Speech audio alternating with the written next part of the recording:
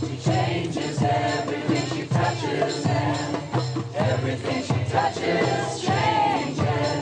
She changes everything she touches, and everything she touches changes. She changes everything she touches, and everything she touches changes. Does it feel good to get loaded on the slave ships? Giggling happily, face scanning cameras going up. You don't speak out against that.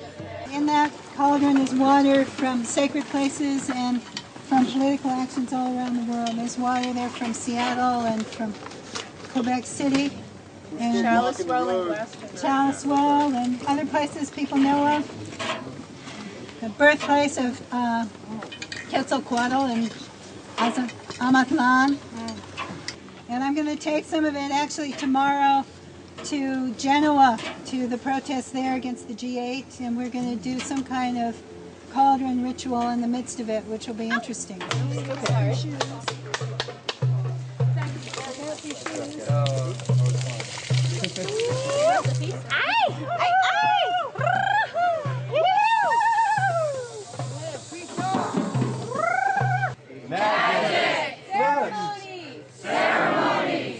Now I'm beginning to realize why we're not supposed to talk about all the occult activities that are going on inside the Grove. It isn't magic or belief in magic that's the problem. It's not the occult. No, it's those evil right-wingers. And by the way, let's not mention all those top Democrats that are inside. It's pretty hypocritical. Now, to be fair, Mary Moore and many of the protesters were not involved in the ritual. But we did see leaders of the ritual directing the protest and moderating with police. The police even shut down the road so they could carry out their ritual. And to be fair, it wasn't just Western magic that was being practiced at the protest. There was a group there promoting Santeria. You know, that Caribbean voodoo practice, but they also mixed in some Aztec worship. So it was quite a grab bag of occultism. What is the purpose of the offering for the altar? What is that? Giving back to Mother, giving back to the earth. We just take, and consume.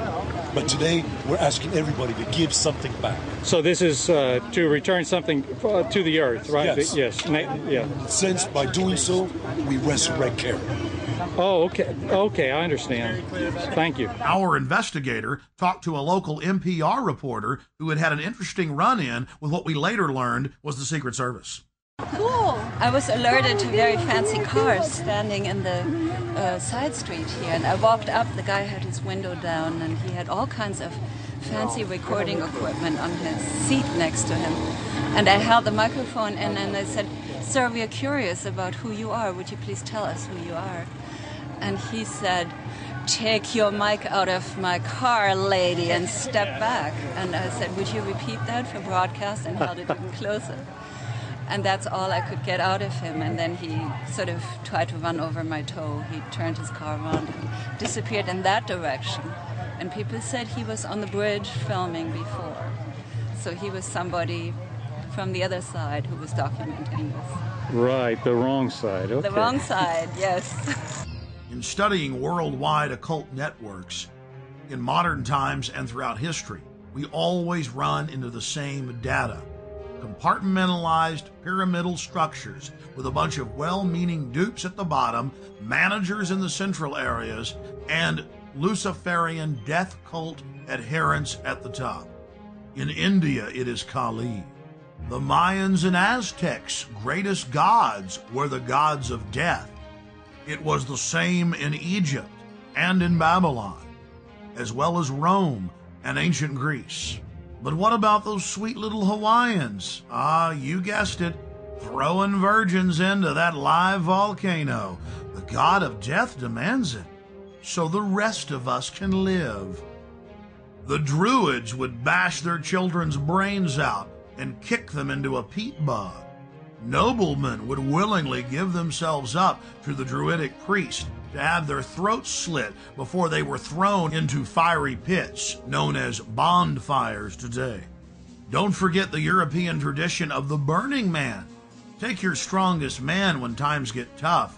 Strap him into a huge wicker effigy of a human and torch him. That will make the gods bring back the fertility. That will make the gods bring life to the tribe. Death brings life. They call it creative destruction. But in reality, it is simply a tool of the elite to abuse, subjugate, and dominate their populations for their own good. We're looking at ancient propaganda. In the fall of 2004, while in New York to cover the Republican National Convention, we ran into David Gergen, the Karl Rove of 4 presidential administrations. Okay, one last question. I read a Washington Times article many years ago where you had a comment about the organization, and then now it's been in the Wall Street Journal, it's been in a lot of different newspapers, and that's the Bohemian Grove. And back in, 1996, when you joined as a Clinton advisor, the Republicans were criticizing you. Oh, what about Bohemian Grove? And then you countered them by saying, "Hey, I don't run around in the woods naked." What did that mean?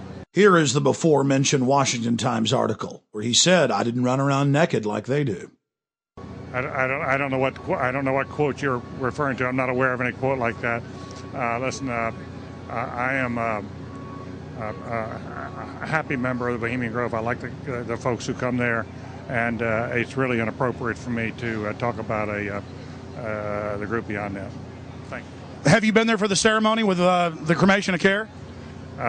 Frankly, I don't think that's something I need to talk to you about. Really? That's right. Well, I'm Alex Jones, and I snuck in there in 2000. I'm the guy that blew it wide open and got the video. It's been on national TV. Well, I disrespect you for that. You do? I do.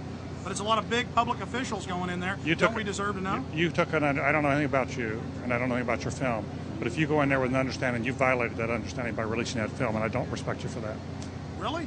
But we have public officials. I'm sorry. You took an understanding when you went in there that you would not do that film. And did you have an understanding when you went in there? No. Did you crash it? Yes. Yeah, and it has no trespassing signs there too, doesn't it? No, they put them up after. Oh, I'm sorry. Just walked in. I'm sorry, sir. I've been there before. I know what the circumstances are, and I'm sorry you violated the understandings. That was not a gentlemanly thing to do. But what about the ritual? Is the ritual gentlemanly?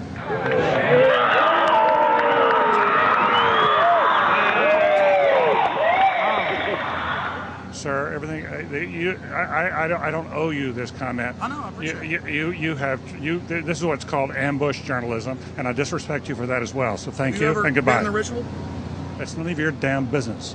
Oh, that's right. Listen. You go around and make understandings with people and violate them. You ambush people on the streets, and that's inappropriate form of journalism. If you wish to practice that, that's fine, but don't ask others to respect you for it. If you want to, you can do. You're a free American, like anything you want. If you want to be uncivil and rude and ungentlemanly, that's up to you. But don't expect the rest of us to say, "Oh well, you're one." Mr. Gergen. I'm sorry, nobody sets policy in there. We try to be gentlemen, and obviously, you don't belong there. Weaving spiders come out here. Yeah, that is a 3-pointer. Woo! Look how strangely he behaved when we brought it up. Why is he acting so secretive? And why did he get so angry when he discovered that we'd snuck in? You see, they take it very, very seriously. This is one of the hallmarks of the occult and secret societies. The word occult means secret. Secrecy is part of their religion. They revel in it. And when it's violated, they become extremely angry. How widespread is the occult? The answer is extremely widespread.